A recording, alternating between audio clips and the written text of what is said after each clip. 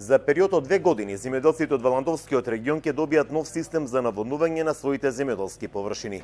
Почна изведбените работи за изградба на примарната и секундарна мрежа од системот Јужно-Вардарска долина втора фаза, со кој ќе се овозможи наводнување на околу 2040 хектари обработливи површини.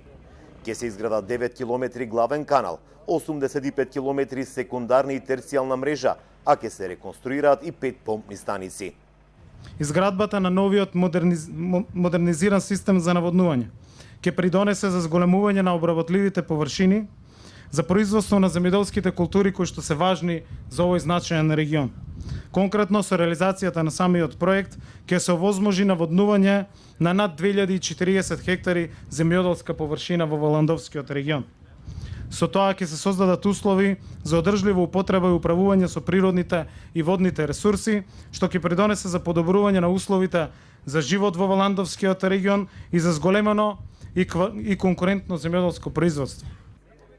Земјоделците од валандовските населени места Јосифово, Удово, Пирава тврдат дека постојано имале проблем со водата за наводнување.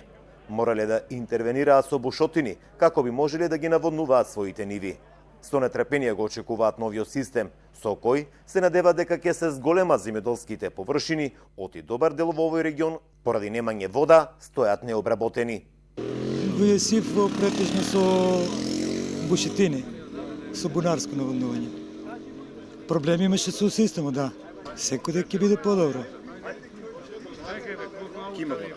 Вода секој ќе има, него колку ќе биде цената е многу битно. И луѓето бушат се на такова, не е како канало што теча и моторо што влече, значи толчка врдвацовна цена, а овај ќе го пушташ тече колку што треба. Меѓутоа кога има вода, има живот. Нема да бегат младите, ќе има производство на време, квалитетна роба ќе има, се ќе се сеја 35 култури во рамките на Југославија, ние имаше застапено тука во Валандовското.